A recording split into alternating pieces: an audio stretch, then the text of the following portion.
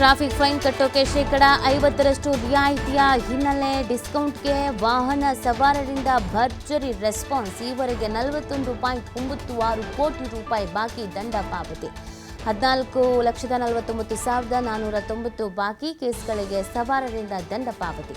August 23ರಿಂದ ರಿಯಾಯಿತಿಯನ್ನು ನೀಡಿದ್ದ ರಾಜ್ಯ ಸರ್ಕಾರ ಸೆಪ್ಟೆಂಬರ್ 12ರವರೆಗೆ ಬಾಕಿ ದಂಡ ಪಾವತಿಸೋಕೆ ರಿಯಾಯಿತಿ ಇದೆ.